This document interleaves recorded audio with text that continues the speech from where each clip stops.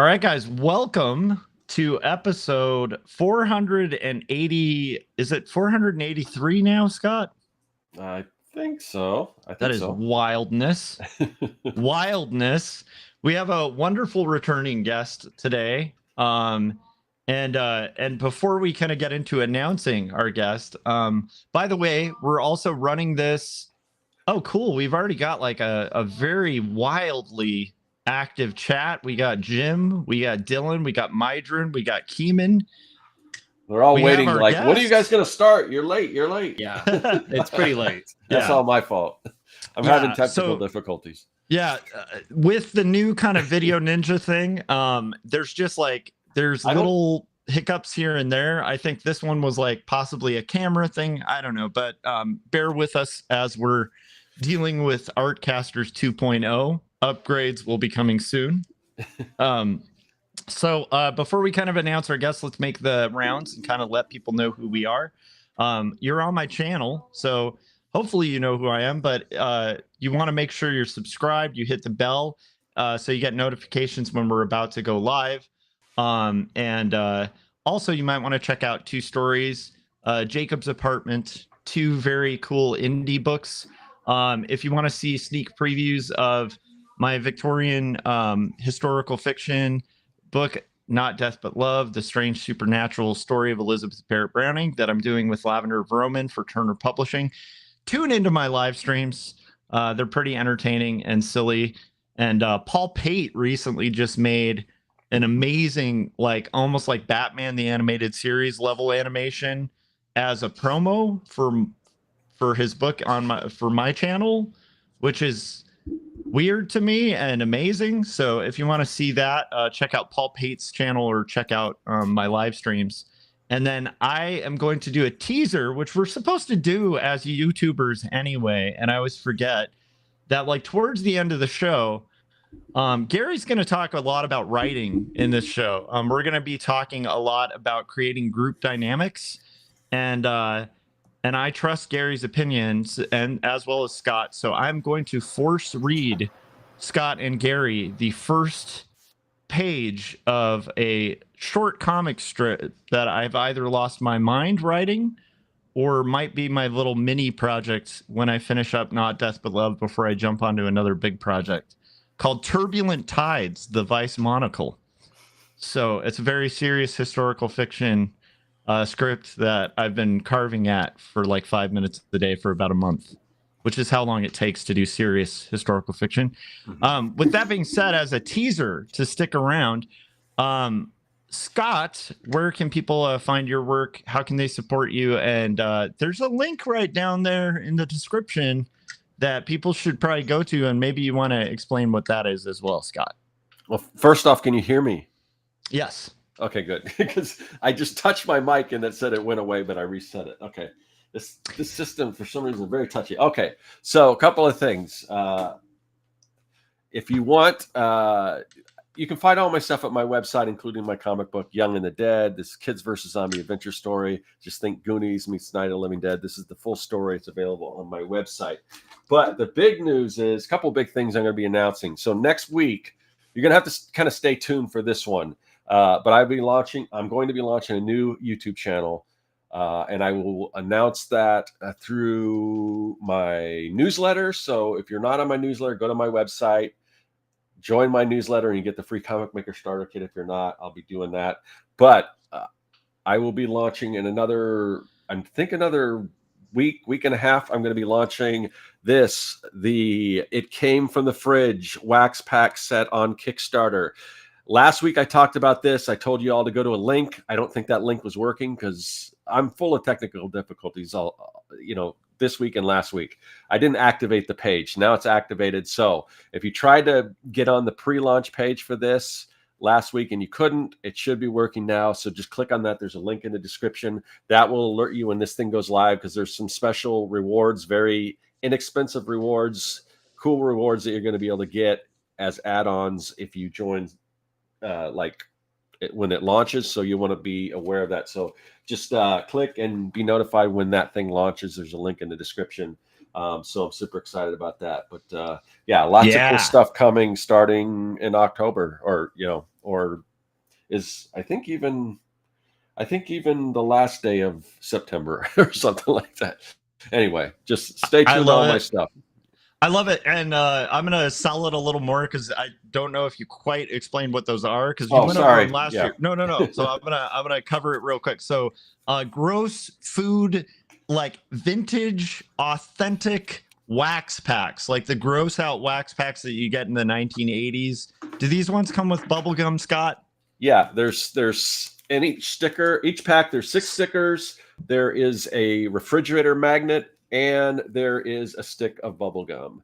I And love it. in random cards, there are chase cards, holiday chase cards, autographed, everything. So That's amazing. And these things look really authentic and amazing. They're all crafted with care by Scott Sergling himself. And we need to make this happen. All right. Now let's get into introducing our guests. So this is actually something I wanted to talk with Gary about for a long time because I feel like out of every friend I know, I think Scott has done a group dynamic kind of comic that he just finished. And then Gary, I think we'd at least Scott and I would probably say you're one of the best at writing characters, like just in general. I think the strength of the Dinosaurs versus Marsbots comics are like your character writing. So I guess I was just realizing we're about to launch into the topic. Before we do that, where can people find your stuff? Where can they pick up Dinosaurs versus Marsbots and follow you and all that fun stuff? Well, thank you. Let's see. You can find me on Instagram under Dinosaurs versus Marsbots, Dinosaurs vs Marsbots. It's spelled just like it sounds. You can find me on YouTube under my name, Gary Hodges. Both those will take you to a link tree that will take you to my Etsy shop where you can buy my books. The first 3 books in the 6-book series are still available. And the 4th, which we'll be talking a little bit about tonight, DVSM 2001, The Soldier, is going to be out in time for Christmas. You can get a stocking stuffer of horrific sci-fi horror, violence, and agony. So, which sounds perfect for the holiday season. Yeah, so that's where I am. I love it. Okay, so let me on my Christmas list. Yeah. That's so exciting because you've been carving away at it, and it's always fun, Gary. Like just your method of kind of making stuff, because it's like you'll kind of disappear in your cave for a little bit, and then we'll kind of see little snippets of what you're doing, kind of behind the scenes.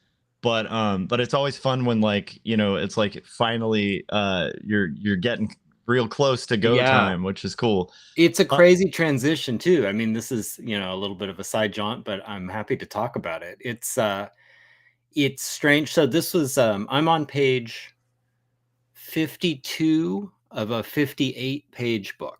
Yeah. So I'm pretty close. Wow. And, Josh, I know for sure you can appreciate this. There is a middle period of any kind of long project like that, where you're doing just like an especially long comic, where you're plugging away, you're steady, like the page count's going up, but it does feel like you're never going to finish. Like you're in this strange kind of middle part of the marathon where you feel like this is never going to be done. Yeah. And then suddenly one day there's like 10 pages left, and then there's 8 pages left. And you realize like, oh my God, this is actually like, I'm racing to the finish line, and it's going to be here. And I need to switch gears. I need to get into thinking about a cover. I need to get to thinking about ordering a print. I gotta think about being more visible, like you pointed out. Like I tend to go and work in a cave, and I don't do a lot of posting. I don't do a lot of whatever marketing PR. I don't kind of remind people I exist. And then like the book's getting close to done, and it's like, oh shit, I have to get back into gear of like, hey guys, like another book's coming, another Star Wars is coming out, by the way, and just remind people I exist, remind people this is still a thing, remind people this is getting close, and they'll be able to get a new installment in the series. Yeah, and every time you do an installment, I do feel like you up the ante. But so what I was saying at the top before I had to kind of backtrack and remember I hadn't introduced you, was the oh, I guess there's a printer going off over here right Oh, next to me. I don't think It's I probably hear it. my son's homework. So as long as that's not too loud, I hope.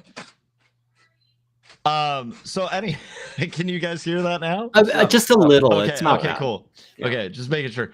So basically, I think that like the cool thing about Dinosaurs versus Mars Bots is it feels kind of like a B movie plot. Like a lot of the plot that is very B movie. Like the aliens feel very cool and amazing, but they're like really a throwback to like a lot of like vintage, like even the spaceships feel like 50s style spaceships. Mhm. The ray guns are like 50s style ray guns, but they do, you know, real serious damage.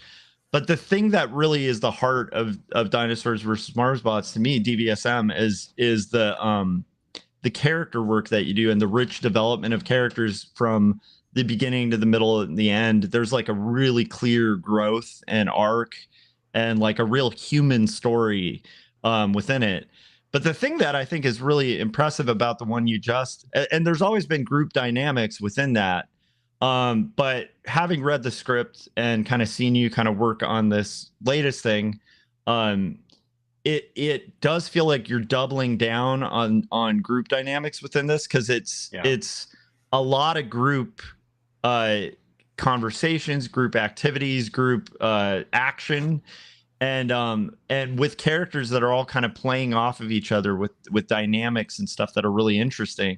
Yeah. And so I want to talk to you about, as a writer, and Scott, I think this will obviously involve you as well because you did Young and the Dead and you kind of created a group dynamic within that. What are the considerations you think about with creating a story where there's no like highlight character, and it is really revolving around a group, although I guess I don't want to spoil it, so I'm not going to get too much into stuff.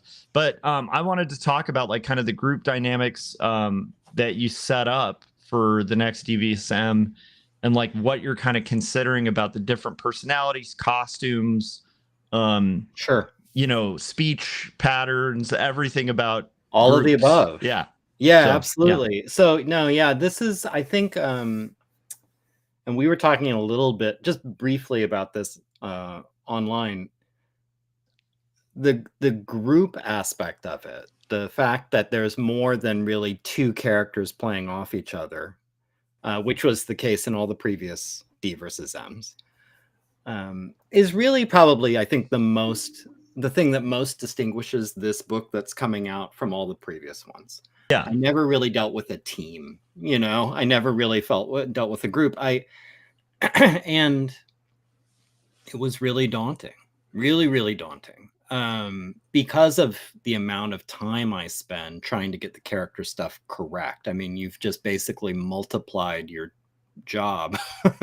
You know, I mean, I wouldn't say it's easy to write one or two characters well, but it's certainly easier than writing 5 or 6 characters well, you know, at once. And but it was unavoidable for this one. I mean, even though, so for people who are unfamiliar, D versus M, each one focuses on a particular eyewitness account of this sci-fi war that took place. Okay.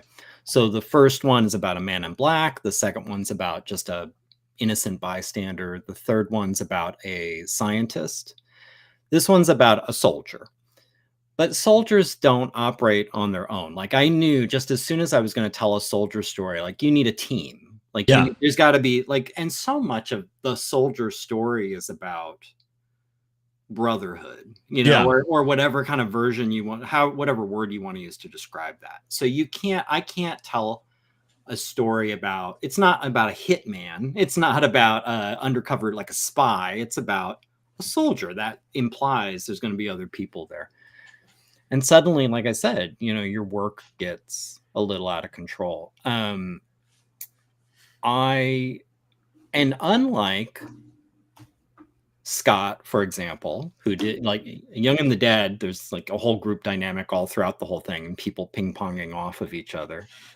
And unlike, our other Scott, Scott Lost, who's like doing basically like with Second Shift, I don't know if he would like this analogy, but I've always thought of it as kind of his X-Men, his take on X-Men. So it's something like that, where it's a lot about the relationships and the group dynamic. I never really, those were not my books. Yeah. Those were not, that was like, X-Men or, whatever else. For me, though, Touchstone was G.I. Joe. Like, I loved G.I. Joe as a kid. And I think of DVSM a lot, and this will come up a lot when I'm out there talking about it over the next few months. This is sort of like my, it's G.I. Joe through the Gary Hodges DVSM filter, Yeah. I mean, and when I start talking, I'll show you some of the characters and we'll talk about them. Like, you can kind of imagine them as real world versions of G.I. Joe characters, Yeah. And that was a helpful, obviously, that's very comic booky, but it's a helpful way to start thinking about it, where it's like, okay, you got these 6 guys.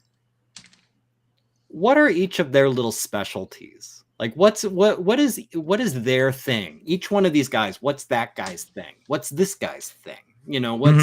And you can kind of start there.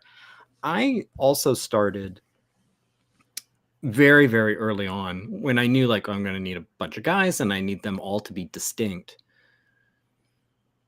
You start with the basic things, like all the things we all know. Like, what does their silhouette look like?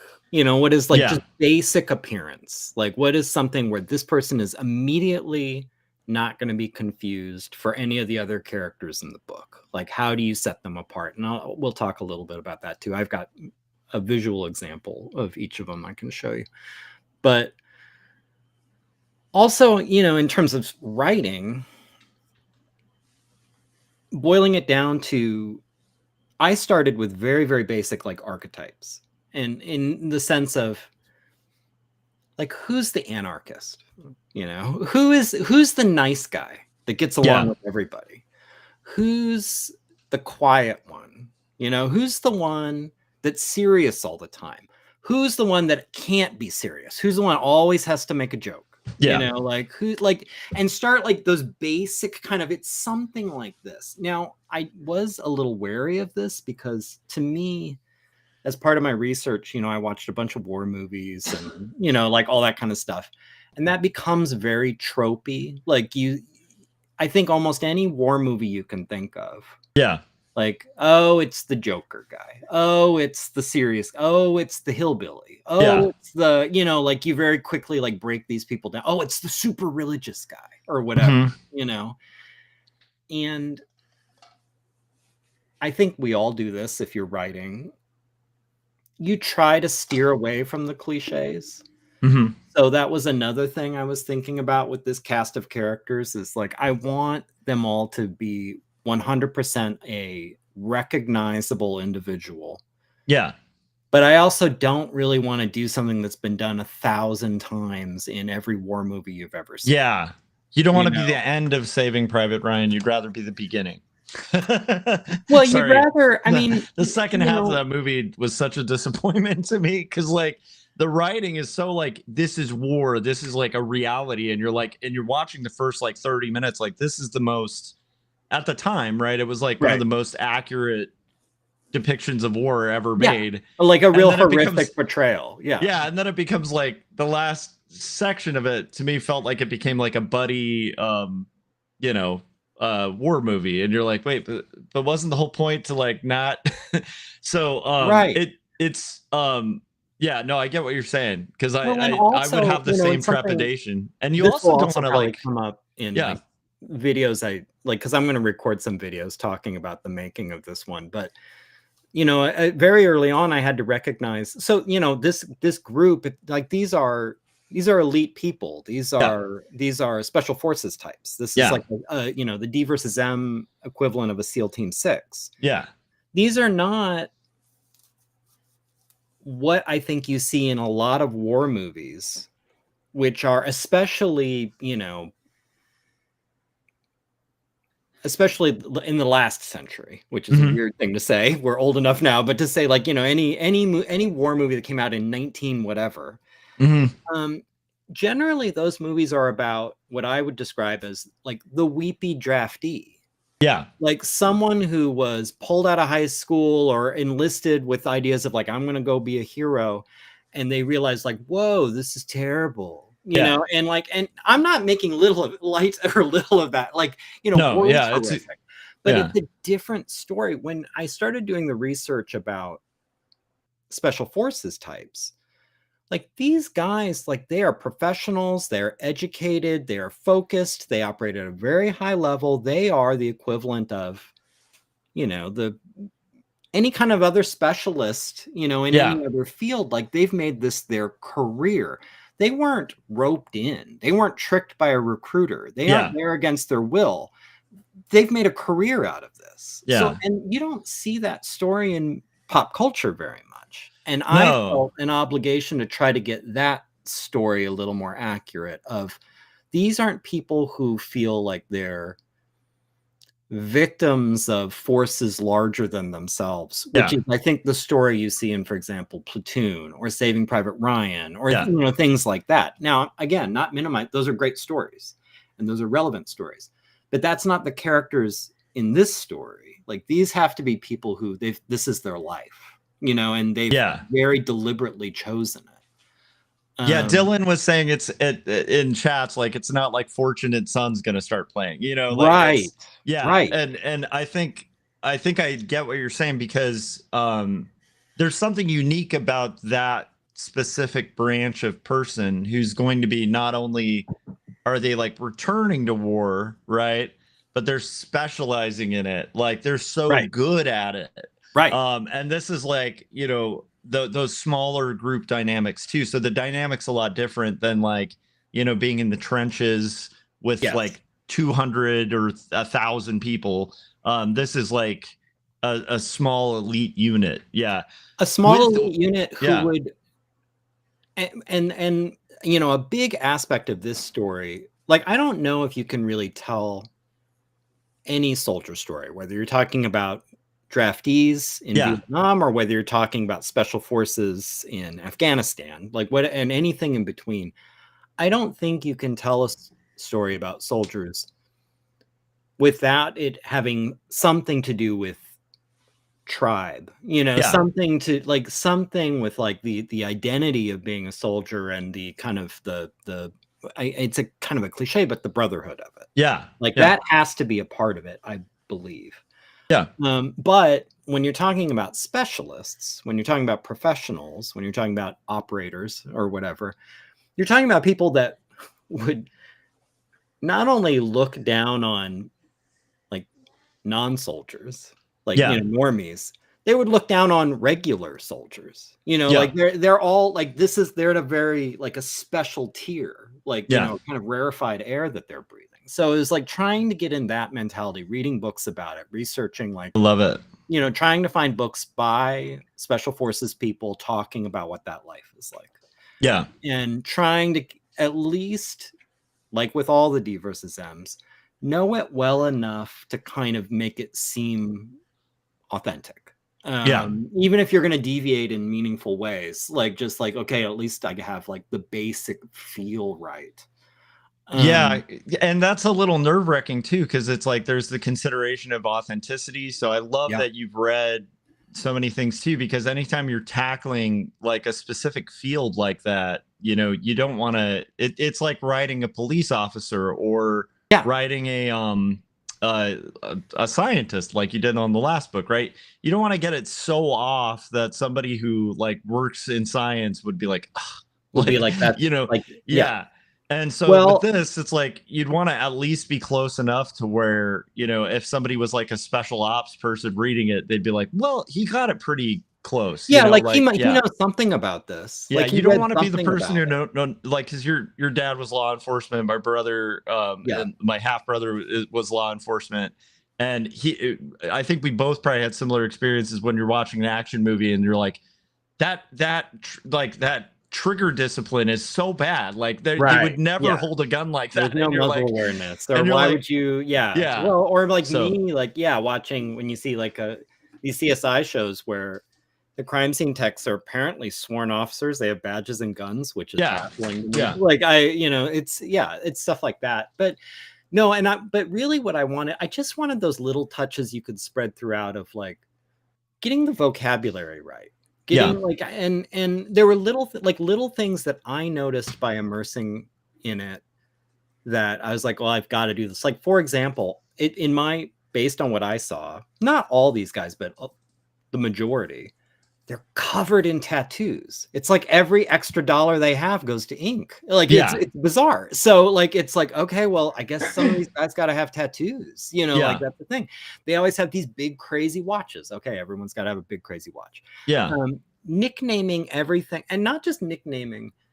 It's almost again, tribe came up again and again and again in my research, where these are the words you use to describe things. These are the words that if you're one of us, you use to just name this thing. And how you describe how far something is, how you describe, just all these ways. It's like a soldier would say it this way, like trying to capture all that. I love it. That also included, and this is one, there, of course, when you're getting ready to birth a book, there are a bunch of things you're anxious about. One thing I'm a little anxious about, and I don't know why,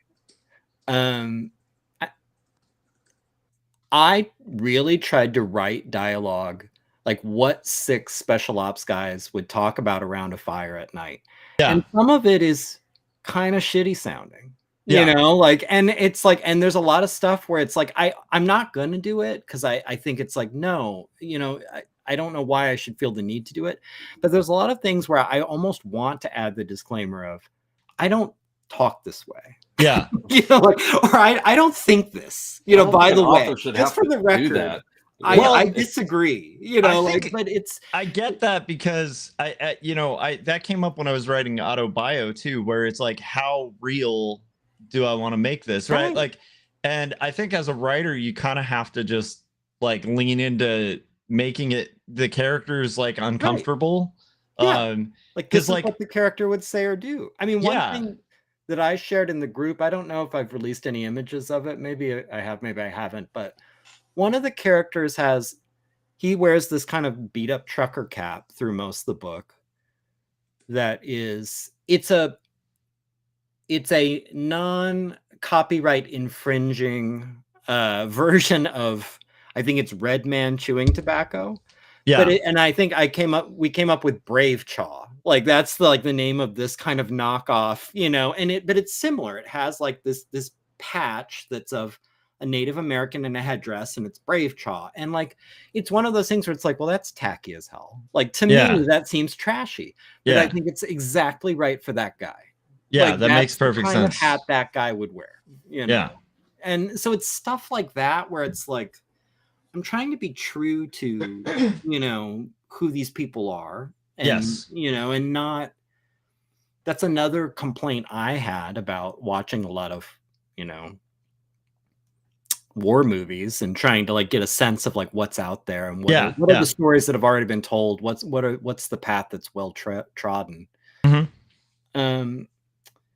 The romanticizing of the soldier. Now, I'm not saying that, I'm not bagging on soldiers in any way, but I'm also not deifying them, and I wanted to make sure it's like, these aren't like the characters in this aren't all canonized. Like they're all like saint whoever, saint this, saint that. Like these are the kinds of, like, I want them saying things that you could picture this kind of dude saying. Yeah. And sometimes it's stuff where it's like, well, that's gross or that's horrific or whatever.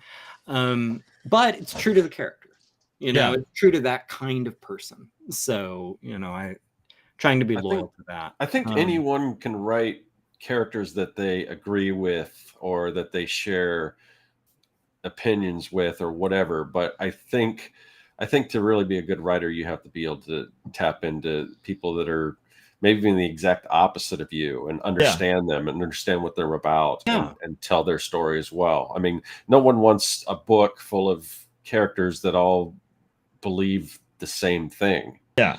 Well, and I think really the test is in a way that's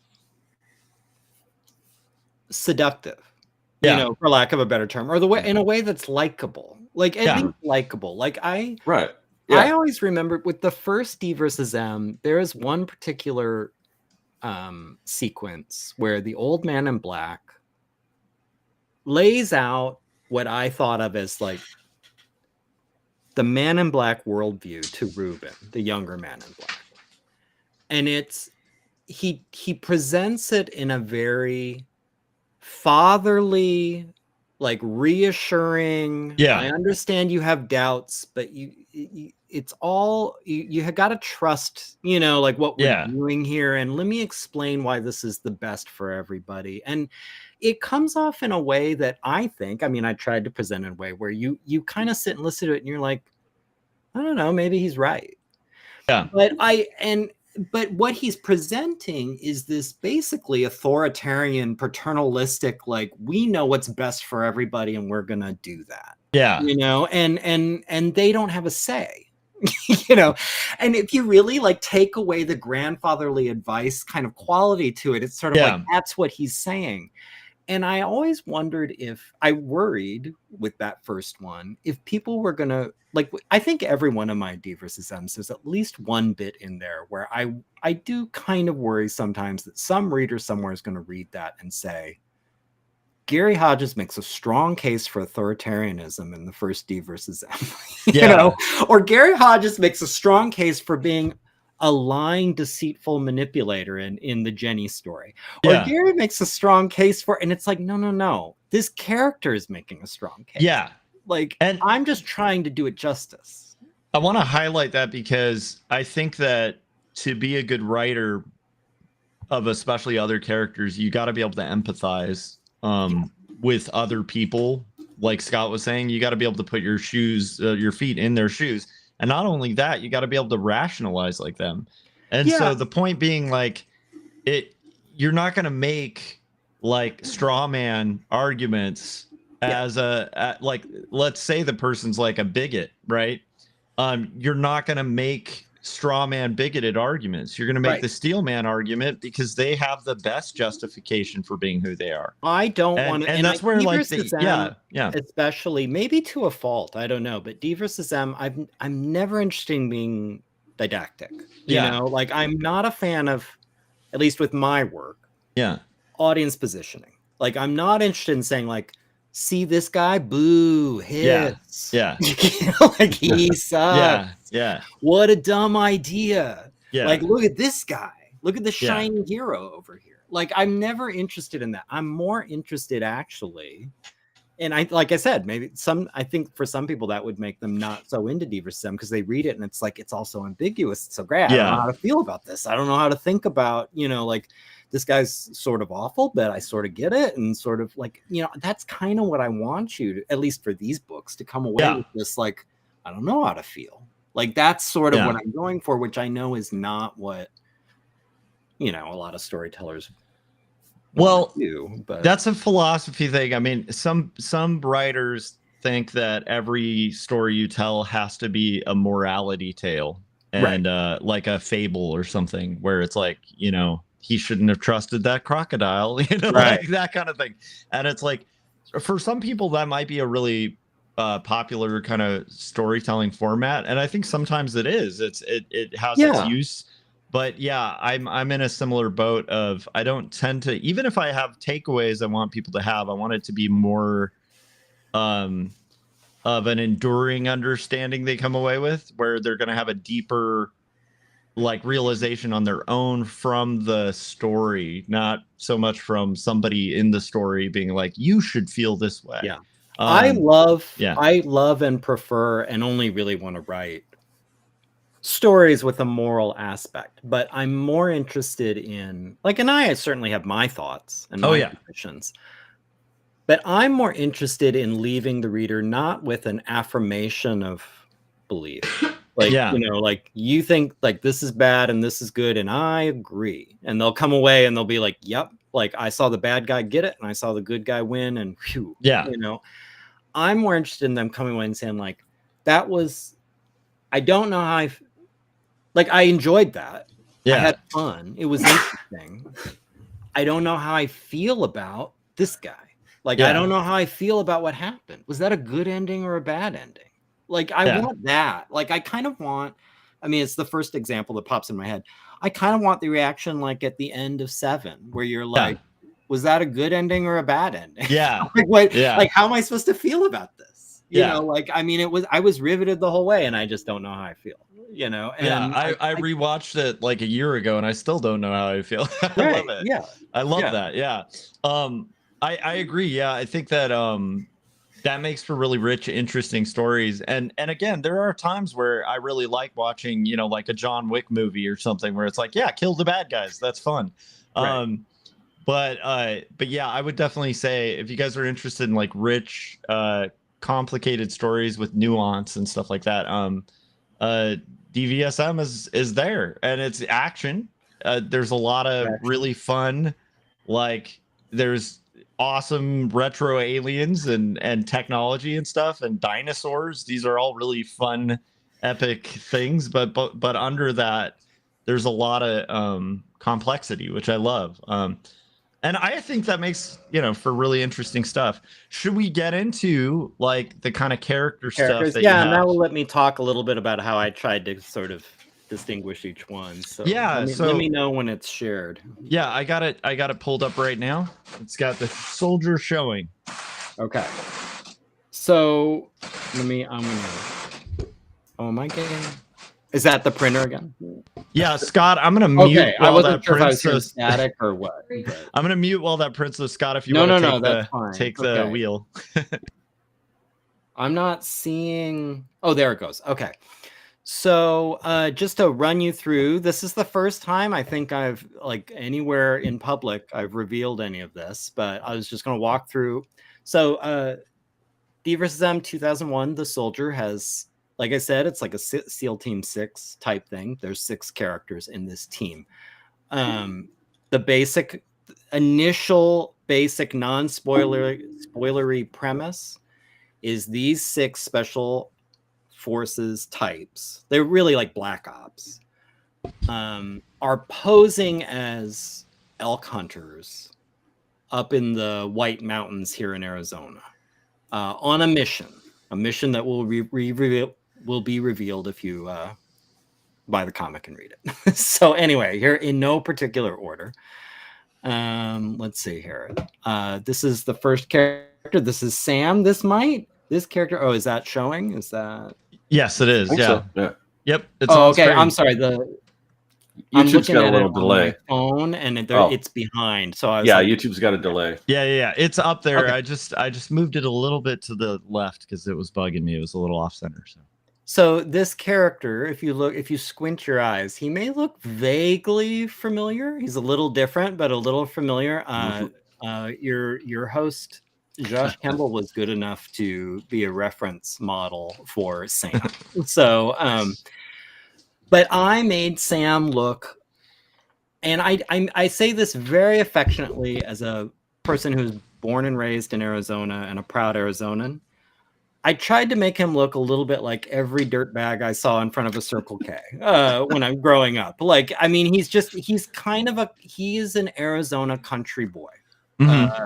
And so I wanted him to look a little bit like a desert rat, a little bit like a country boy, a little like he is sort of, he's not a cowboy per se, but he's that kind of dude. He's a little rough and tumble. He comes from modest beginnings. I believe, like, this is just me riffing. Like, I think he, worked in his dad's shop, like garage growing up. Like, he's that kind of dude. He joined the military and he got in the special forces, and now he ended up doing this Black Ops stuff in D-versus-M. What kind of chips does he like? What kind of chips does he like? That's a good question. I haven't dialed in the chips. I thought that was mandatory that you knew what each one of your. I know. I'm going to decide it. I'm going to decide it on this show here. Okay. Like I, for some reason, Sam strikes me as a dude whose breath is not great. So I'm going to say barbecue potato chips. Like that's he's just that guy. But I also think he might he likes maybe chew, you know, like he's that kind of Well, guy. is he the one with the tobacco hat? He has the the Okay. chaw hat. There you go. Yeah, exactly. So there you go. Like he's a little smelly, maybe. Yeah. He's a clean guy, but he's smelly. I picture him like if there's kind of like an outdoor you know, like the not in the best side of town, but not in the worst, you know, just like dive bar kind of, you know, this is the guy who's putting on Skinner. Yes, and he's also, now this is the key thing, and I thought this was also important for like being that it's special ops guys and not, to use my term before, weepy draftees. All 6 of these guys would kill you in a bar fight. Like, no problem. Like all 6 of these guys are very dangerous guys, like capable professional guys, but they're just from totally different worlds. So that's I imagine his coat smells like motor oil. I mean, he's just that guy. Like you can kind of picture him. Yeah, that's his beat up chaw hat. I picked out this image because not only do you get a sense of the look of him, and like the hat is a distinctive thing, the kind of the big handlebar mustache is a distinctive thing. Also, I wanted to show the language thing to distinguish.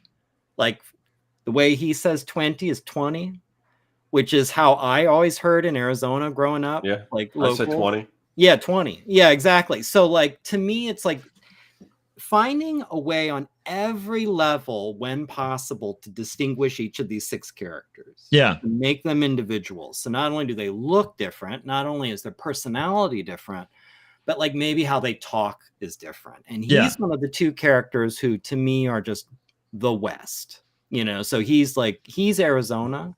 Yeah. So I throw a lot of the words that I might have said as a kid or that I might have heard as a kid, like the way I would have said them, that's how he said them. So 20, like the thing above your house is the roof, you know, like it's stuff like that. Like that's where you put some of those words in. And he also, any kind of ing, like running, jumping, shooting, there's never a G on that. Yeah. It's always running, shooting, jumping, you know, like like that's how he says it. Like that's one way to set him apart a little bit.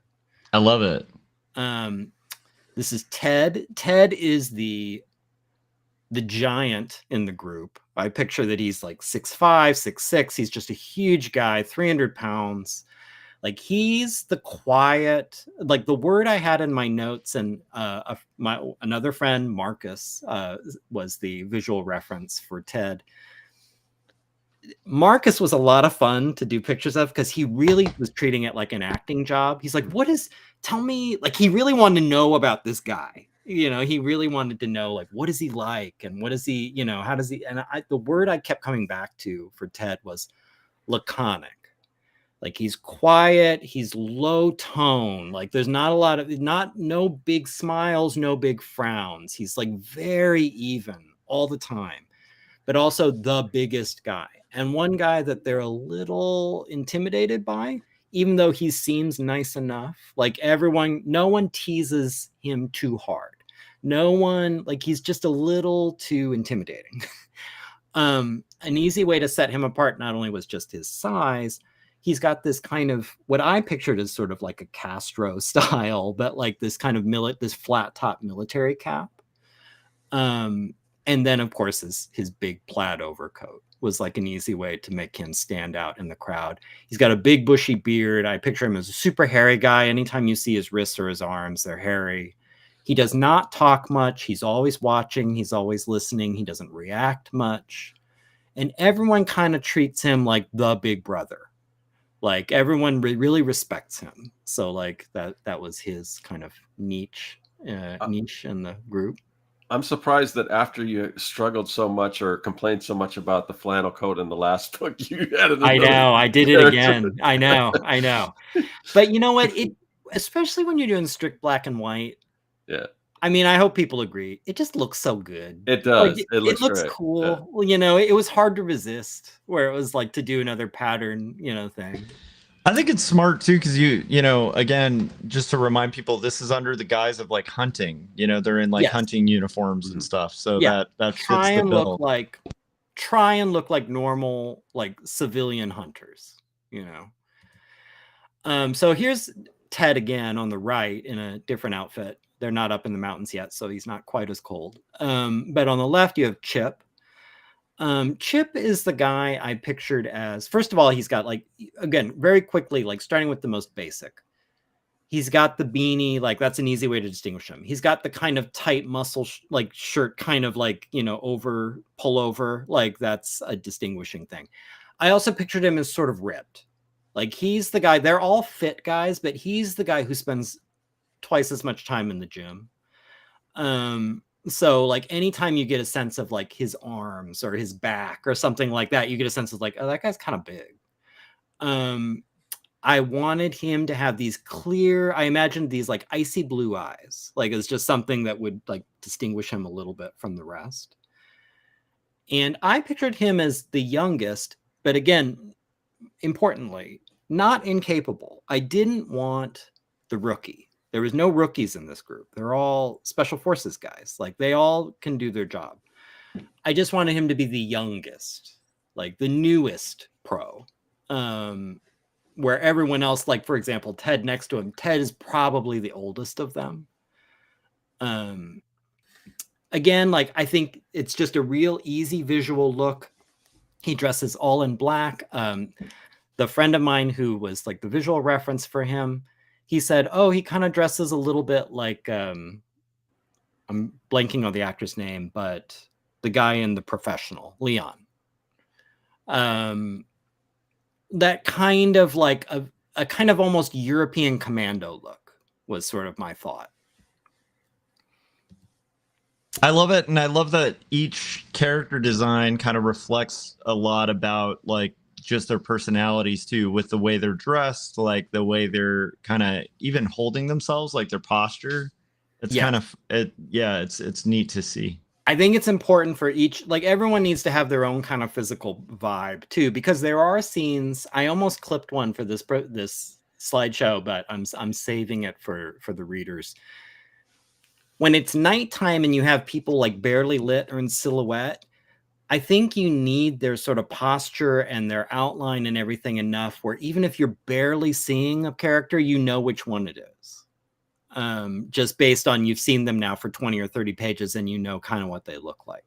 So I think it really is, for me, it was important to dial them in that tightly where even if I show you like a ringlet version of one of them, you know who it is. This cowboy, his distinguishing thing, of course, is his sort of straw hat. What's funny is I had drawn him for like 30 pages before someone alerted me. It was like, oh, he looks like that guy in Yellowstone. And I've never seen Yellowstone. I didn't know, like, I was like, what? And so like, I immediately go and look it up. And I was like, God damn it, he does. sort of annoyed because it's like people are going to think like I'm making this guy from Yellowstone, but you know what? It's a popular character from a popular show, so whatever. Yeah. But like that's kind of, you know, it's like, yeah, okay, sure. Like that's it, it's that sort of guy. This is a guy who now he's the other Westerner, but I picture him from being from East Texas, so he has sort of the same kind of like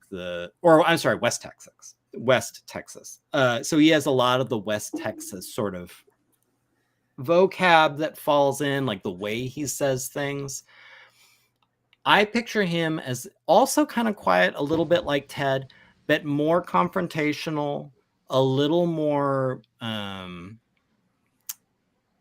glum and serious, where Ted is more quiet and just sort of checked out. Yeah. Cowboy is a little more dour, but also very, very, and it becomes relevant to the plot, very, very passionate about what he does and the importance of you know, his fellow, the camaraderie of that he experiences in the military. So there's Manny. Manny, so there's a couple directions I can go with him. Manny, I think, is the professional in the sense that by the book isn't the right word, but he really cares about doing things the right way. and for the right reasons. He, I think, is a little bit of a moral center for the book. I think he has a little bit more heart than a lot of the characters, not in an overwhelming way, but you just get a sense he's maybe of. I feel like if you read this book and you decide like, okay, if I told you now you got to go and have dinner with one of these 6 guys, I think Manny is like probably the safest bet where it's not going to be awkward or weird or difficult or scary. Like he's the most human, I think, of the 6 characters. He's like the most he's not lost, I think, a sense of what it is to not be a soldier. Yeah. And I think that's important. Manny's real life visual reference is our friend Scott Lost. He is nicknamed, all of these are their like call sign, like nickname type things, code name type things. This is something that's revealed in the book, but he gets nicknamed Manny, short for Manila, because he's Filipino. And that's a good example of like things that I'm not a huge fan of, but is true to these sorts of characters. In my experience, in my reading on this, special forces are overwhelmingly white. And there is like when I've watched documentaries and I've read books on this, there is a vein, a thread of kind of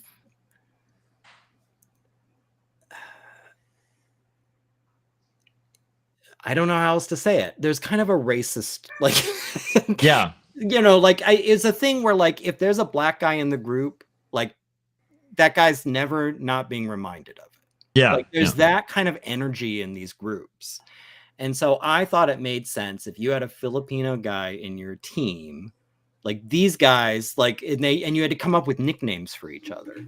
I could picture them nicknaming him Manila, you know, like, because where everyone else has a name that's sort of about their character, the way that they are, or the way they look. Yeah. For him, it's like where he's from, like that kind of thing, you know? And I just, to me, that's like I said, an example of like the sort of thing where it's like, I shy away from that a little bit. I'm not thrilled with that. I don't love that, but it's like, but this is kind of like based on what I've read and what I know about this, it's like, I think that's pretty authentic to what these guys would be like. So, and then finally, we have Patty. Patty is from Boston. That's another easy, quick way to distinguish him with like the spelling and how he says things. As seen in the caption above. My earliest picture of him was sort of a Bill Burr type, you know, like that guy, like a kind of a loudmouth redhead who goes after everybody. Yeah. Like, and, you know, and so I was like, and it's funny, but like constantly busts balls. Constantly. Yeah. You know, and like, and with that and his hat and his like his build and the way he says things with sort of a Boston accent, like again, always you can recognize like, oh, that's Patty.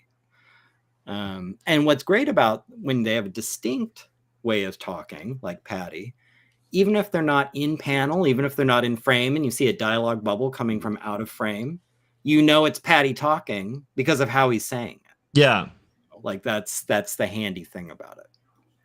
And then finally, there is the character I've just nicknamed Informant. So one of those 6 characters, 13 years after the events of the story, is telling the story of what happened. And this is that character. Now, he's been injured in ways that you'll see. You'll figure out like which character this is and what happened to him when you read the story. But this was another thing where you can see with the font here that I'm using with, and like the way the dialogue bubbles look with this sort of shaky, rough line. Mm-hmm.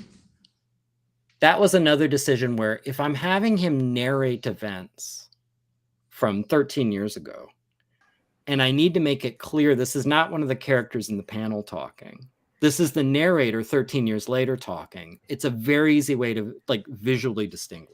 Yeah, and I remember you working that out too with a lot of the group too, because you had like 20 different kind of variations and stuff to land on that. A Yeah. couple were a little more extreme, and More then extreme. I think you found like the most subtle but clear way to do that. Yeah, for sure. Yeah, there were more extreme versions, and they were harder to read, and that was a Yeah. concern. Like, to me, legibility trumps everything, you know. And so it was just, all right, I need his voice. Like, the whole idea is his voice is a little strained and scratchy. Yeah. You know, like this is an injured guy. He has these sort of unspecified injuries, and that it affects his ability to talk.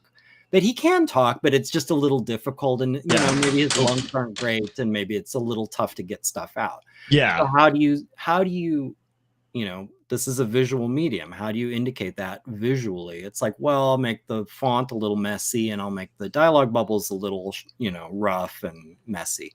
So, Gary, I got a question. Yeah. Because I purposely stayed away from spoilers, so I wasn't involved in any of this discussion. So you're saying that the informant is one of the 6, right? But He's one of the 6. We're not supposed to know who that is. It's revealed fairly early on in the story. Okay. I think it's like 7 or 8 pages in. Oh, okay. Because I was like, how do you avoid because you've set up these different characters who speak pretty distinctly. So how do you avoid leading into who that is? But I guess that's not the issue. So it's not. Yeah. You know, what's funny is early in my early drafts, or not even my drafts, my early outlines for this, I wanted to try and hide his identity all the way to the end. Mm-hmm. Like, I wanted you to read the whole story and watch this whole thing unfold and wonder, like, who is this guy? Who's telling which one of these guys? You know, and you start to see guys like dropping off or whatever. And it's like, well, it can't be him. That guy's dead, or whatever. And like, and this kind of thing of like, and then finally it's like, oh my God, it's him. There was no, and I was kind of in love. You were gonna do like what is it? Was it Kobayashi or whatever? the usual suspects kind of. Yeah. Kaiser Soze. That was actually, I was thinking of that. And like, as an example of like, the problem was, it's tough, you know, D versus M, even with 6 characters, it's always focused on one particular character. It's always one particular character's eyewitness account. Okay. And it was almost impossible, at least from my ability, from a writing perspective, to have someone telling a story and not reveal in any meaningful way who of these 6 people you are. You know, like, I mean, because they can't say anything that is a tell, you know, and like, and then therefore they can't say anything that interesting. And so it's kind of like it becomes really difficult. And I remember I was venting about it to Jim Lujan, our friend Jim Lujan. And Jim very astutely asked, he was like, if a reader was able to figure out who this is, like halfway through, would that be a bummer for you? And I said, not really, because it's not the most important thing. Like, hiding who the informant is isn't the most important thing. Yeah. And I was like, no, not really. And he's like, then why are you killing yourself over it? Yeah. You know, and that kind of was the breakthrough of like, you're right. Like, this is like an anchor on me writing the story I want to write, while simultaneously concealing the identity of informant. So it's about 8 pages in. It's like, you know, he's like, you know, like they used to call me, and then you see like that character. But I withhold it until it would suddenly become difficult to hold it any longer. But it's, you know, one of the early little like, oh, and then the suspense instead becomes, and I prefer this suspense, not trying to figure out who informant is, but like, what the hell happened to him? Yeah. You know, like, why is, like, you can tell, like, he's messed up. He, like, these little glimpses, you can see his ears a little weird. It's like what's going on? Like, what happened to this guy? Like, what's wrong with his voice? What's wrong with this? You know, like, why aren't we showing him? And like, so then you're kind of in the story. It's like, what happened? Yeah. And I think that from the script too, it doesn't strike me as a story that it's not like the I see dead people kind of twist. There's a twist, but it's like, I think the story definitely carries suspense and interest throughout it without that kind of aha reveal of the informant. Yes. So I think, but that is a nice little like icing, like an early aha, which is great. So I Yes. think, yeah, I think you pulled it off. And I think the interesting thing to me, you know, you guys have just seen like, you know, Gary like lay out these different characters. They all have like these subtle differences that when, you know, the poop hits the fan, it's like that's where like you get to see the dynamics of all these people at play in action, right? And Yes. under stress and under tension, and how all those dynamics kind of play off each other. How they And react. I think, yeah, I think you set up the differences enough to where that's, you know, that's the story really, is like how these Yes. guys interact under, like what makes them tick, how do they react under pressure, you know? Well, I and like that. to me, in a story about like this, I wouldn't say this is the main thing it's about, but it's a big part of it. If you're telling a story about tribalism, which Yeah. I think this kind of is, or like a group dynamic with all these different personalities, and then you start going into like who knows each other best, who are like the best friends, who doesn't really know the other guy very well, who gets along best, who doesn't get along that well, who like disagrees on this important thing, like, you know, you work all that out. What's interesting then, just for the analogy, is like the Jenga tower of this group, like, you know, it's a D versus M. Shit starts hitting the fan. Like it becomes like the 10 Little Indians thing where like people start, you know, being removed from the story. How does the group dynamic change as you remove people? Yeah. And like, which people were sort of serving as a moderating or a mitigating in, like, you know, we all know just from our own social groups, there's the guy that everybody gets along with. And you only know these other people because of this one guy. Yeah. You know, and what happens if that guy's not there? Like, how does the dynamic play out after that? Maybe not as well. Or who's kind of keeping things from boiling over? Or who's kind of keeping, who's like right now, maybe you have like a 50-50 deadlock on an issue. Once one guy gets removed, now there's a majority that feels this way. You know, and what happens to those two people who feel a little differently? You know, I was interested in exploring that as the story goes on. It's like, now if we start kind of taking people off the board, how's the dynamic change? And ultimately, you're left with a lesser number where it's, you know, where everyone is sort of like this sort of band of brothers at first. Once you take out a few critical people, now it's kind of a very dysfunctional bunch. And I thought that was an interesting thing to look at. So I wanted to pull at least this one thing of like this, there's only a few panels where you get all 6 guys together. There's one very splashy 2-page spread I did of all of them that I want to save that for people who get the book, because it took a lot of time and I liked how it turned out. And, you know, that's if you get the book. But here's one panel where you see all 6. And I you know, I look at this and let me see if I can get it pulled up. Let's see. I'm happy with like how distinct these 6 guys look. You know, why like did that disappear? Did you minimize it? No, oh, hold on. I didn't do anything. Oh no. Did it? Oh, did it drop? It does look like it dropped. Here. I can reshare if. Yeah, that'd be good. Let's try that. Here we go. Scott disappeared too. It was a magic trick. There it is. Yeah, it's up. Okay, cool. Okay. So there's the 6 guys together. And like I said, they all look distinct. I think they all have elements of like enough little character details where you can kind of get a feel for each person. At the same time, it's not G.I. Joe. Like these all look like guys you could see, you know, like out in the woods. Like I think they're very plausible men, you know, and they don't look like they don't look like G.I. Joe characters. They don't look like superheroes. They don't look like whatever. They just look like, but they're 100%. I don't think you would confuse one for the other.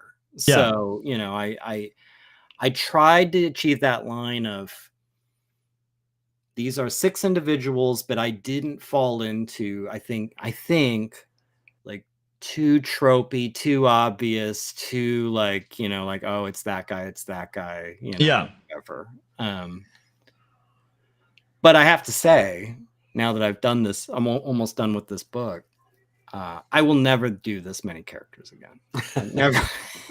It's horrendous. Like, Scott, I don't know how you did it. Like, anytime there's a page where you realize you have to draw everyone, it's like a nightmare. You know, it's just like, like you're dying to split people off or something. I have 4 characters in my current book, and the amount of times that I've forgotten a wedding ring or like just a little thing, like or like I have a character that has a rose on their head, and the amount of times where I've had to revise it and be like, crap, like the more kind of that. So yeah, Scott, you got to answer this. How did you do that for all of the Young of the Dead, which is now a full graphic novel, right? We can stop sharing this. There we go. Okay, there we go.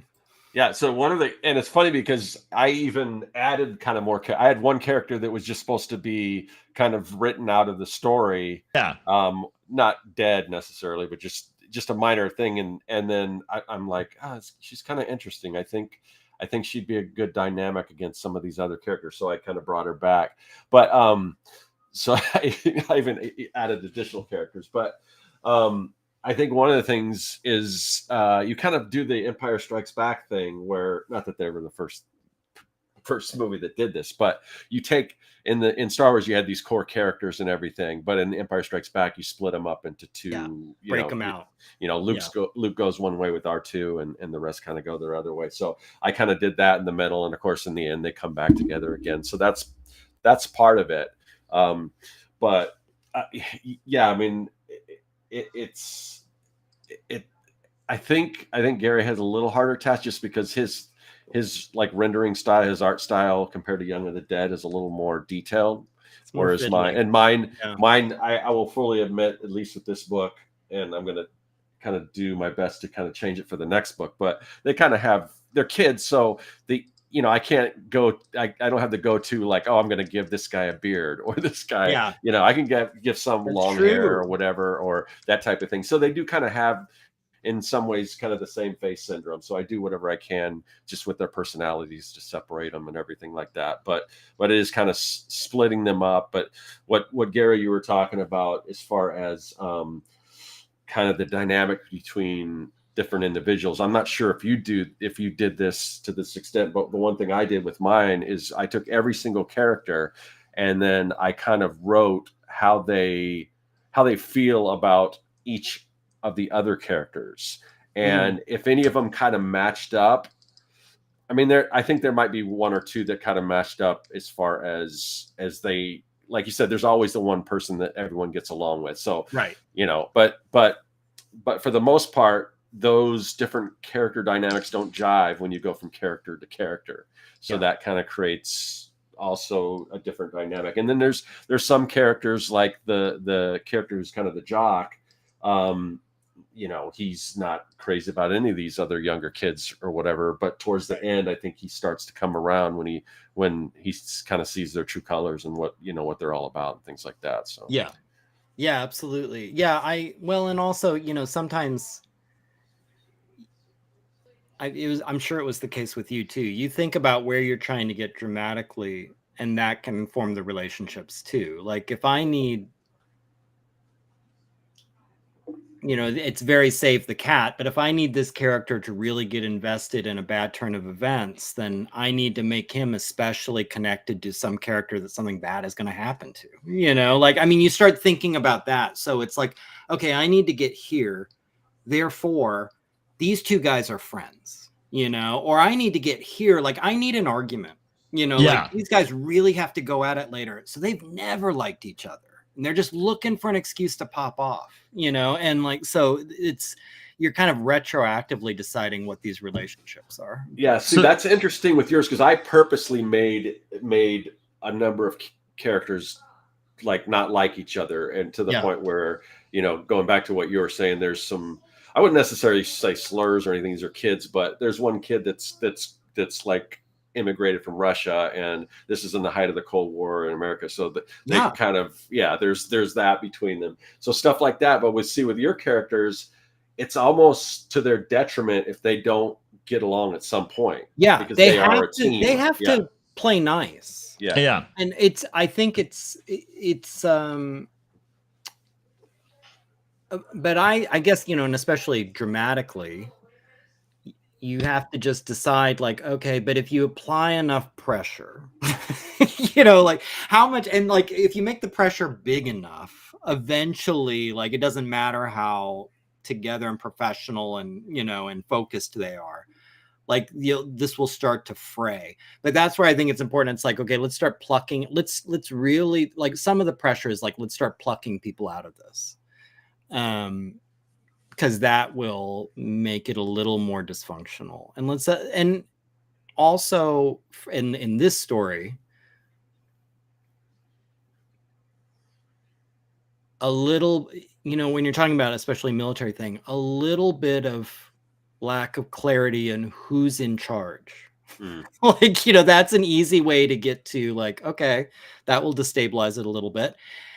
And even if there is some sense of like, well, I guess this person would be in charge, a little bit of ambiguity on how are we supposed to proceed if this and this and this takes place, which we had not banked on, like, so like disagreement of like, well, I think we should probably, it's like, no. Like, we're going to, like, if there's disagreements, like, how's that going to play out? So yeah, that was a consideration though. It's like, at least when everything is going according to plan, they should all be fine. They should all be able to just do their job. What do I have to do to make things, again, it's the Jenga tower. Like, what bricks do I have to pull out for now? It's like, it's not working. But... Oh, I think you're muted, Josh. Oh, I really do feel like with like anytime you're writing, you're kind of becoming that Looney Tunes cartoon where Daffy Duck is just walking and then you just kind of erase his beak. And then he's like all frustrated and stuff, and like a lot of writing for me has been that where, you're kind of playing God with these little characters and yet you really empathize with them. So while you're erasing the beak, you're like, oh, I'm so sorry. Like, I'm so sorry. But it's gotta go. Like, for the story, I'm so sorry. But like, I can tell you, there have been sequences in this. I just finished one, and actually, just finished one. Yeah. There were two in a row. Gary, can you share your screen just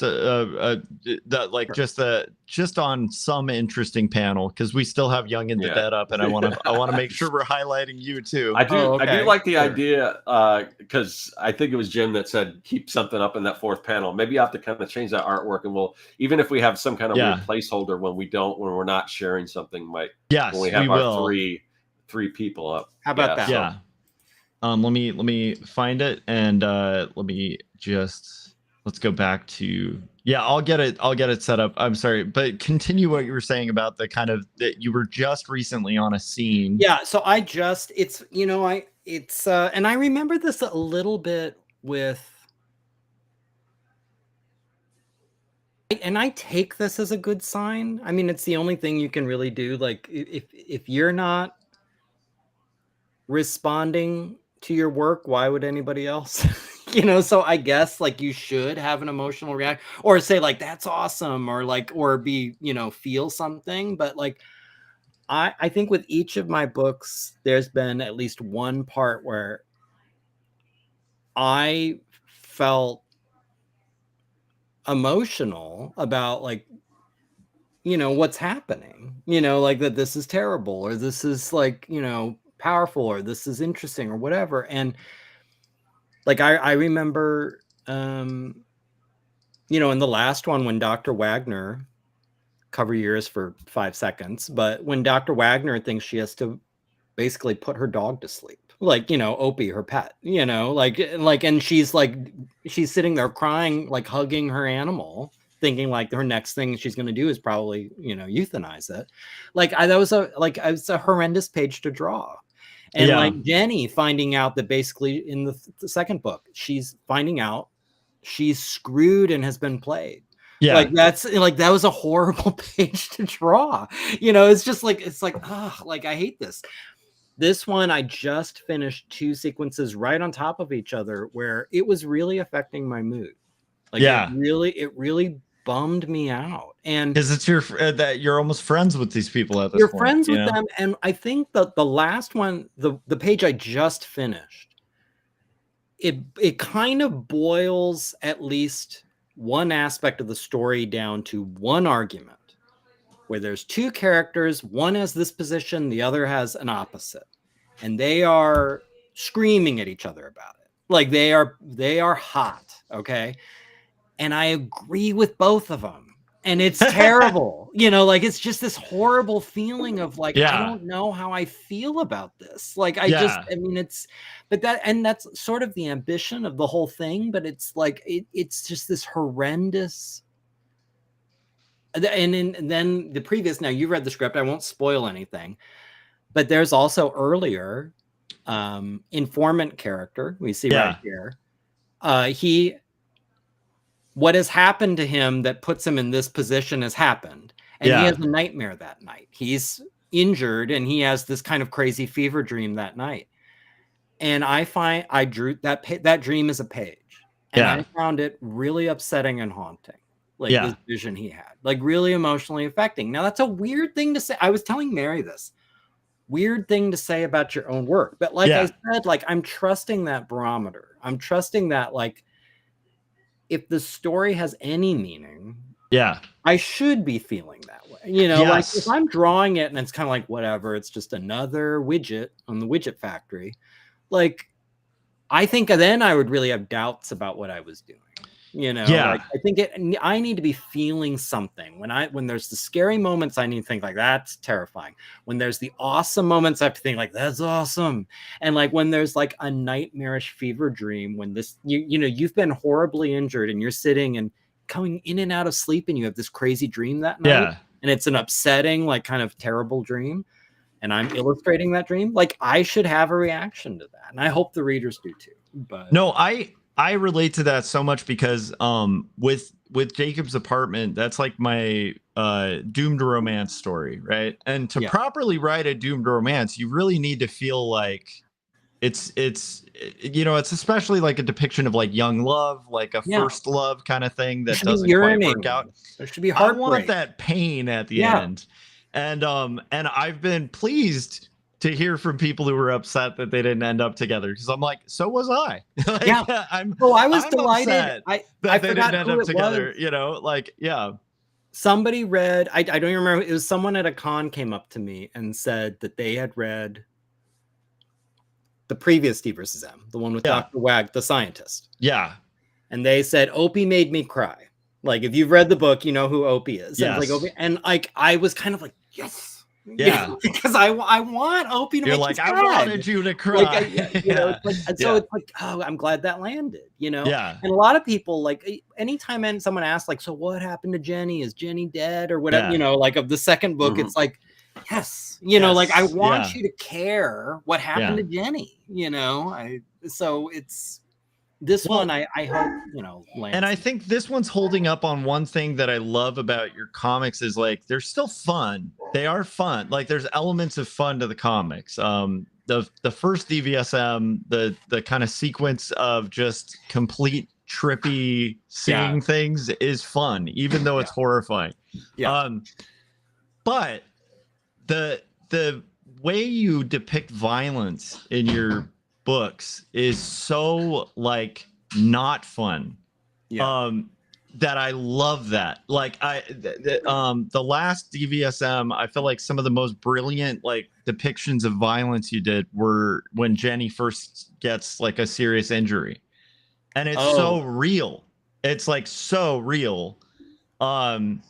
You know what happens to her. I don't want to really spoil. Jenny or Wagner. Oh, I'm not sorry, not Jenny. Wagner. Jenny's violence is similar.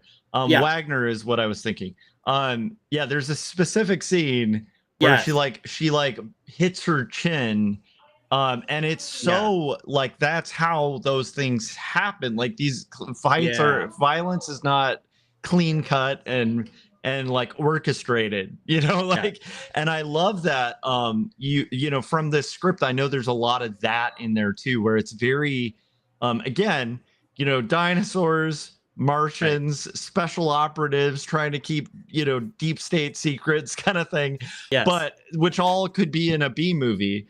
But Right. the way that you bring that kind of reality to it, I think is just it's brilliant. And I think I cannot wait to see how you orchestrated all of this, because the one last thing I was going to say I'm just telling people, check out Dinosaurs versus Marsbots. It's some of the most real writing, depicted in like this kind of crazy cartoonish experience, but it's very real, which is, I think you do a good job with that. I don't even know if he knew I was watching, but I was watching our friend Jeremy's Jeremy Burley. Live stream, and he brought up D versus M. This was months ago, but I was very happy to hear. I think because I don't know if he knew I was even watching, like it was like it meant almost more. But he said, you should check out Gary Hodges' work. I think I had just sent him the latest book or something, and that's why he was talking about it. And he was like, they're written better than they have any right to be. Like it was something like that. And I just that really meant a lot to me. But you know what? I for the record, I love camp. I love camp. I love Mars Attacks. I love Airplane. I love, all that stuff. I love it. Nevertheless, as a general rule, like those are almost the exceptions to the rule. I personally feel that genre should not have to apologize for itself. And I really get pissed off, like literally pissed off as an artist, when I feel like creators are undermining themselves by apologizing for whatever, like it's like, oh, it's just a kung fu thing, or it's just a sci-fi, it's just horror, like it's just wink wink nod nod. Like it really aggravates me. Like it really takes me out of it. I think that's part of why, like if you're at home waiting for me to bring it up, one of the myriad reasons I love Andor is like it never apologizes for being the most preposterous setting in the world. There's no winks to the audience. It's like no, I'm gonna bring you into this crazy world and you're gonna live it. And it's like, and it's earnest, and it tells real, serious, moving, powerful human stories. Like, you could easily say Andor is like a B movie premise, like, oh, the evil empire of space wizards is taking over, and this like rebellion is like forming. Like you realize, like that sounds like the stupidest thing I've ever heard. And I think part of why it works is they never apologize for being genre. Ever. Like not once. And I'm a huge believer in that. And so D versus M 100% is a B movie premise. It's very goofy, and the aliens have kind of 50s sci-fi tech, and it's like, there's things about it that are like, what, there's dinosaurs now? What? Like it's a goofy premise. But I never treated anything as less than serious. And I never allow that to be an excuse for me to do a cookie cutter comic book character. I write these characters as serious. If I decided someday to do a serious crime novel, I would spend exactly the same amount of time writing the characters as I do D versus M. And I love that. I love that. Say like, oh, it's just a silly comic book. I'm not going to kill myself over it. No, I kill myself over every single one of these. I think it's good that you don't say that, Gary, because I think that's sort of up to your audience, because I know whenever I pitch it, most people when they talk about it, they say don't let the overall the title or the concept fool you. This is like a serious, really good, really character driven story. Right. I think it's interesting too, because I'm kind of like you, where I tend to write real serious stuff. Although I think at the very end of the show we might be reading something completely unserious. But I tend to write really serious, heartfelt stuff. And then when I've met people, they like who've read my stuff, they're often really surprised that like I like Omwat, like I like really stupid comedies. Right. And I think if you were aiming for like cracking people up or something like that, you would be aiming for something more like, the Mars Attacks or something like really Right. over the top, which I know you like because you'll send us like pictures of B movies that you got. Like what was the one with the 3D glasses you just sent us? Oh A yeah, picture of. the I'm blanking on it. It's an Italian one. Anyhow, it looked amazing. Yeah, I know. It was like a 3D like B movie, Yeah. and the packaging looked amazing. Yeah. And I think that's where the authenticity comes from because like even in DVSM, like when you're doing like 50s tech, like the 50s vision of the shape of a spacecraft, you're still taking it seriously. Like this ray gun is an old school retro ray gun, but it will do like very realistic damage to horrible you. things to you. Like I remember it was a line, I don't even remember where I encountered it. This was long before D versus M, but I've always carried it with me. Someone was writing a review for, I think it was Kill Bill Volume 2. Yeah. And they said one of the things they were observing about the movie is this is like a midnight revenge movie. Like it's a drive-in, like schlock movie. Yeah. But the whole world is populated by real human beings that are forced to live in this crazy B revenge movie universe, know? And I liked that kind of frame. And that's kind of how I've always thought about D versus M. It's like, these are real people who have to live in Mars Attacks. Yeah. Which like, is great. But they're real people. But like, this is the weird reality they're in. I love it. I feel like it's a good juxtaposition too, because Scott, your book is very heartfelt, right? The characters are very deep, but that is also geared towards like a more kind of a broader audience, like a more all ages type audience. And so there's still the heart, there's still the sincerity, but it's, I would say, like, much more lighthearted than like DVSM. Yes, by design, yes. Yeah. Yeah, but that's what I'm saying is like I think that's the fun part about comics. Like we've always said this, but like I think the ideal world of comics is like a bookstore with every genre. Yeah. Okay, so before we close us out, I wanted to get do a dramatic reading of Turbulent Tides, the Vice Monocle, page 1. And I wanted to get the feedback of 2 writers that I really admire. Are you in? Are you down? Oh, I'm excited. I'm down, I guess. Yeah. You're forced.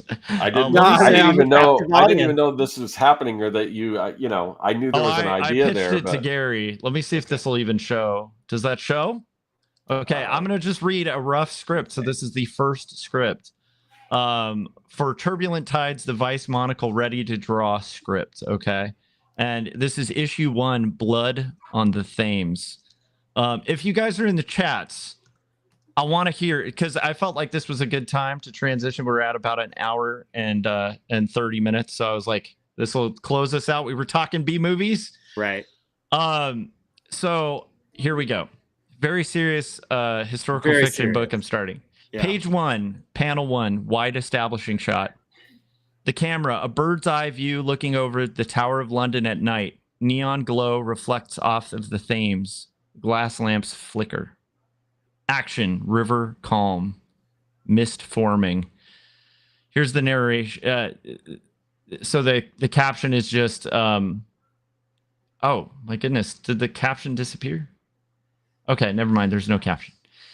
I had ChatGPT break this down into panels for me from a script and didn't do a great job. Panel 2, medium, camera from under the tower bridge, low angle, mist coils around the river. Action, distant roar heard. So you see like a roar, and shadows move in the mist. The caption is supposed to say London 1857. If you got the Comic Maker starter or toolkit, you'd have some comic book It's scripts true. you could use, Josh. It's Yeah, true. there I you go. could. Okay. You should look into that. Panel 3, splash, action reveal, camera, side view, low angle. The jet ski bursts from a fog. Chrome, neon trim, and it has a spray of water like glass shards. Action, Sir Percival Stewart is riding, tailcoat flapping. Close up on Stewart's face, monocle glinting, hair in a heroic mullet, Uzi in hand. So that's basically kind of where we're at this point for my historical fiction book. What do you guys think so far? Oh, the footnotes are the official London Chronicles, 1857. Reports of an aquatic duels in Thames were common yet rarely documented. Rarely documented. Higginbotham jet ski warfare in Victorian times, 1894. Crime thrives where water meets fog. Yeah. And then finally, Stewart's monocle is cited in Victorian heroes and their eyewear, Oxford, 1840. So that's kind of where we're at on it so far. I don't know who's read Stephen King's Misery, but you might remember it's I don't know why I remembered this about the book. It's not in the movie. So Paul, the author in Misery, is so sick to death of writing his misery books, which have made him super famous. And like he's just over it. He's so over it. He can't stand it anymore. That privately for his friends, he'll write these misery books that are pure camp ridiculous, having her doing stupid things and like doing slutty things and like just being like, this was his way of kind of like, like trying to buck a little bit. Why did I think of that when I was listening to this? I don't know. It's hard to say, but I feel like there might be some sort of relatable thing happening here. Yeah. So I have no idea. I have the captions, by the way. So the captions are: the river is their domain, the criminals rule it. And then it's Sir Percival Stewart, the monocle of justice. That's the character. So I agree with you. I think some of this is insanity from working on a bunch of serious pieces. It's not Death But Love induced psychosis. I think. Yeah. However, I might actually do it after the book because it's a 24-pager. It's an action script with Victorian gentlemen getting in jet ski battles, wearing like Miami Vice neons. A lot of neon. It's got, it's got crime, it's got romance, and it's 24 pages of action. And this is my favorite part in the script so far. When Sir Percival shoots villains, their heads explode and all that's left is like a wig. Here's I have to make this. Here's the argument. I have to do it. Here's the argument for it. Even though I am not only dying to be able to buy my copy of Not Death But Love, but I'm dying for you to get back to two stories. But I think it would be I can totally see the appeal of this palate cleansing. Yeah. After this series of kind of serious books for years. To be able to spend like maybe a year or however long it would take you to draw this ridiculous thing, like it's gotta happen. Kind of like shake off the dust and then go return to two stories. I can see the appeal. That's kind of the thinking. And if you do it digitally, like you've been doing, Not Death But Love, you could get this a 24-pager out fairly soon, just as like you said, a nice palate cleanser, and then jump back into. I mean, that would be my advice too. It sounds like Gary's as well. Yeah, because my hope is if I do it, I want to do it in a very bad way. Like I want it to look horrible, like horrible, you're basically it's your kind of your night business. It's very inspired by night business. So. Yeah, because I definitely I see what Mara is doing, and I'm like, that looks like fun. So I wanted to try a script where you never nod that you're doing parody.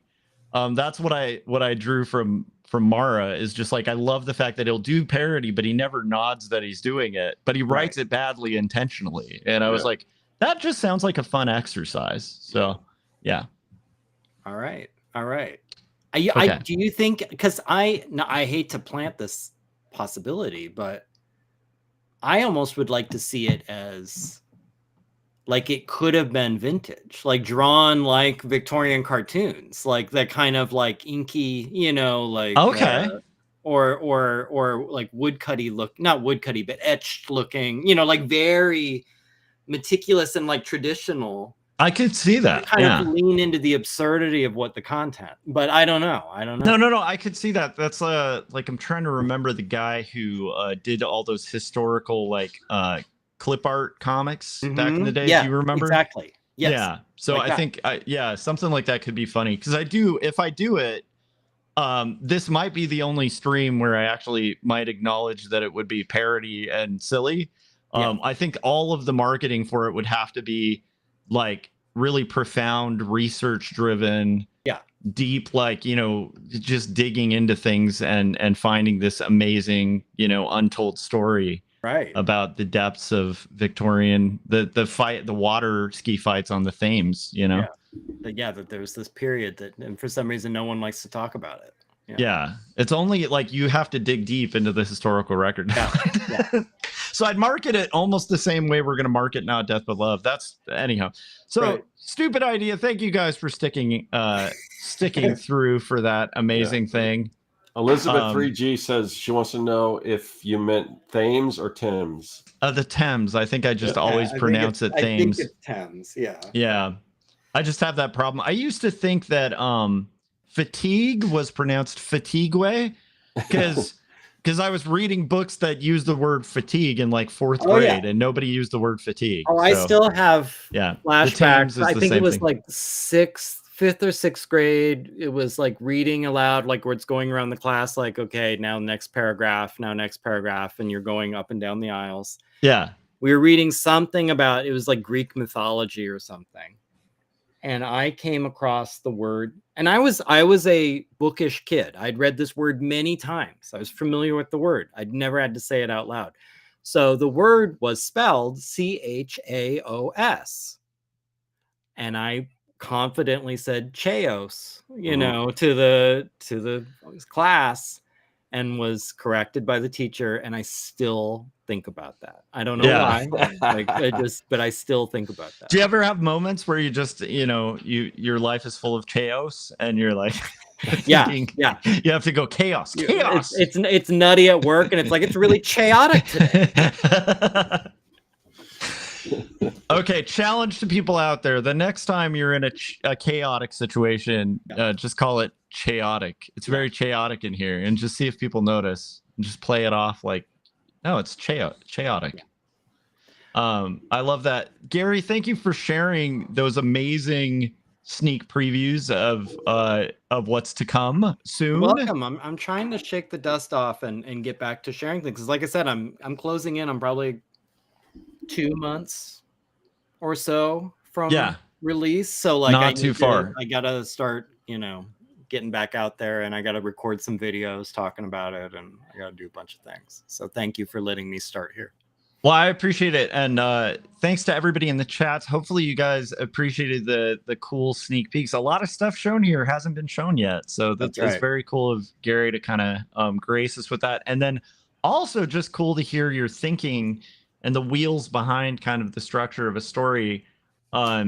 You know, I think a lot of people will look at art or read stories and just think they're this thing that just kind of you get inspired by the muse and just spill it out, you know, and draw, you know, people like one of the French girls, you know, like the art just kind of comes out of you in this gusto. And I think one of the things I always like about the way you break it down is kind of breaking down the planning, the meticulous thought, and like real like rumination over how these dynamics will play out. We barely even got into doing conversation sequences in groups. So at some point we'll have to do that, because that blows my mind. It's hard enough to try to just do two people in a conversation with overheads and stuff. To have to do a group scene and then change up the view, but still know who's talking is just a fascinating thing. But thank you so much for sharing everything that you did. And hopefully you guys out there found it really interesting. Is there any last minute thing we want to kind of throw in there, or are we good to kind of wrap? I'm good. All right, Scott, you want to hit the first bar? Well, usually I was making a rap joke. I'm sorry. Oh, okay. I know you close it out because you got Hip Optimus Rhyme coming soon. Yeah. Anyhow, all right. So guys, you're on my channel. If you haven't hit subscribe, hit the bell, hit notifications, so you get notifications when we're here. And then if you are interested in any of my stuff, check out Jacob's Apartment or Two Stories. Gary, where can everybody pick up DVSM and support what you're doing? If you search for me and Dinosaurs vs. Marsbots, certainly you'll come across my Etsy store where you can buy all 3 current books, and you can keep an eye on it for the 4th one coming sometime in December. So if you have exciting. trouble, it's always great to finally like get to where you can release a new book. And then if you have trouble finding it, like the easiest place to find me is probably on Instagram, Dinosaurs vs. Marsbots, Dinosaurs vs. Marsbots. There's a link tree. It'll take you everywhere. And go to Gary's link, because I do believe you can pick up some comics there. So make sure you read the earlier. You want to know a little bit of the background. It enriches the story. It does. Scott, where can people pick up Young and the Dead? And then if they're fans of awesome cards from the 80s, like the gross out cards from the 80s in wax packages, where should they go? Yeah, so first of all, the comic book Young and the Dead, Kids vs. Zombie Adventure Story, you can find that at my website at circworks.com. In addition, there's a link in the description for a Kickstarter I'm going to be launching for this. It came from the fridge. These are wax pack trading cards. If you're a fan of Garbage Pail Kids, wacky packages, these are gross out food stickers, retro style. They come in wax packs. Look and feel very authentic. There'll be all kinds of different tiers and rewards, but I want you to go and click and sign up for at the pre-launch page. And then as soon as I launch, you'll be notified about that because it's coming soon, very soon. And also just follow me. If you're not on my newsletter, follow me on my newsletter. I'll be making some announcements about the new YouTube channel, changes to the YouTube channel I've had for I don't know how many years, but a lot of cool stuff coming. In addition, this show, the Artcasters show, we do this show every single week. It kind of bounces back and forth from Josh's channel to my own channel. If you want to know exactly whose channel it's going to be on, who the guest is going to be, what the topic, all that stuff, join our newsletter, our mailing list rather. All we do is send a note out, an email out, usually about 30 minutes before we go live or so, just to let you know where you can find us and just alert you of that. That's all we do. We don't spam or anything like that. So that's it. I love it. And real quick, I'll just show what that looks like. If it'll go up there. I was a little slow on the take. Oh no, it blanked out the background. But here we go. Let me find it. Just hold on. I was gonna do this. Oh, here it is. Okay. Let's crop this out and show you guys. Go check out the Kickstarter, guys. Look at this thing. Okay. Do you see that? How cool that is? Like, it came from the fridge, gross out wax pack stickers, and you can get the box too. So definitely follow that, guys. Support Gary's work. All right. We'll see you guys on the next one. Thanks to everybody in the chats. We appreciate you all, and you're why we do this. And let us know if you're watching this after the fact, your thoughts. Like, have you written a group comic? Are you thinking about writing your group comic? What kind of dynamics do you want to set up? All right, we will see you guys on the next one.